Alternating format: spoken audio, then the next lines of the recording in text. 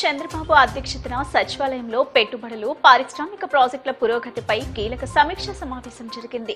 విశాఖ భాగస్వామ్య సదస్సులో కుదిర్చిన ఒప్పందాలు, ఎస్ఐపిబి ఆమోదించిన ప్రాజెక్టుల అమలుపై మంత్రి నారా లోకేష్ నేతృత్వంలోని మంత్రులు కమిటీ సీఎంకు వివరాలు అందించింది.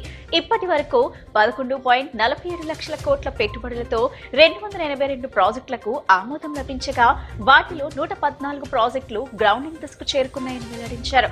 పెట్టుబడుల ఒప్పందాలు కేవలం ఎంఓయూలకే పరిమితం కాకుండా వేగంగా అమల్లోకి రావాలని సీఎం అధికారులకు సూచించారు. అలాగే భూ కేటాయింపులు, అనుమతుల ప్రక్రియను త్వరితగతిన పూర్తి చేసి పరిశ్రమలు ప్రారంభమయ్యేలా చర్యలు తీసుకోవాలని ఆదేశించారు.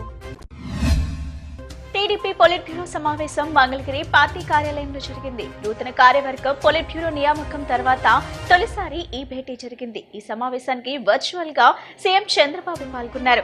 ఈ భేటీలో మహానాడు నిర్వహణపై కీలక నిర్ణయాలు తీసుకున్నారు.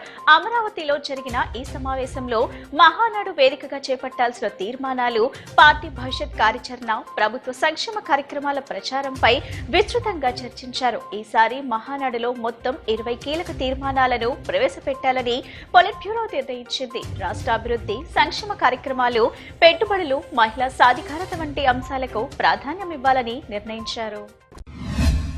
వైసీపీ పాలన హత్య రాజకీయాలు, అరాచకాలతో నిండిపోయిందని టీడీపీ నేత మాజీ మంత్రి దేవినేని ఉమా విమర్శించారు.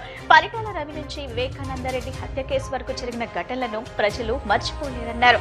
అమరావతిలో వేగంగా జరుగుతున్న అభివృద్ధిని చూసి వైసీపీ అధినేత జగన్ అసత్య ప్రచారం చేస్తున్నారని ఆరోపించారు.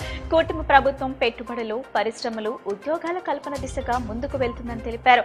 సీఎం చంద్రబాబు, మంత్రి నారా లోకేష్ నాయకత్వంలో రాష్ట్ర అభివృద్ధి వేగంగా జరుగుతుందన్నారు. ప్రజలు ఇక అసత్యాలను నమ్మే పరిస్థితిలో లేరని దేవినేని ఉమా స్పష్టం చేశారు. ఆర్టీసీ ప్రైవేటీకరణను విరమించుకోవాలని ఏఐటీయూసీ రాష్ట్ర ప్రధాన కార్యదర్శి వెంకట సుబ్బయ్య డిమాండ్ చేశారు. విద్యుత్ బస్సుల పేరిట కోట్లాది రూపాయల విలువ చేసి 12 ఆర్టీసీ డిపోలను ప్రైవేట్ సంస్థలకు దారదత్తం చేస్తున్నారని ఆయన ధ్వజమెత్తారు. ఆర్టీసీ ప్రైవేటీకరణను విరమించుకోవాలని కోరుతూ 26న రాజకీయ పార్టీలు, ప్రజా సంఘాలతో రౌండ్ టేబుల్ సమావేశాన్ని నిర్వహిస్తున్నట్లు వివరించారు. జూలై 1 నుండి 4వ తేదీ వరకు కర్నూలులో ఏఎస్ఎఫ్ ఆధ్వర్యంలో వర్క్ షాప్ నిర్వహిస్తున్నట్లు సంస్థ రాష్ట్ర ప్రధాన కార్యదర్శి బందెల నాజర్జీ తెలిపారు. ఈ శిక్షణ తరగతుల్లో విద్యారంగ సమస్యలపై చర్చిస్తామని వివరించారు. కూటమి ప్రభుత్వం విద్యాపరంగాన్ని నిర్వీర్యం చేస్తుందని ఆయన ధ్వజమెత్తారు. ఫీజు బకాయిలను తక్షణమే విడుదల చేయాలని ఆయన డిమాండ్ చేశారు. అంతర్జాతీయ మానవ హక్కుల కమిషన్ రాష్ట్ర చాప్టర్ నూతన కమిటీని ఏర్పాటు చేస్తున్నట్లు సంస్థ అధ్యక్షుడు డాక్టర్ కుందవరం రాజనందన్ విజ్ఞాన్ ప్రకటించారు. ప్రజా సమస్యలపై రాజీలేని పోరాటం చేస్తామని స్పష్టం చేశారు.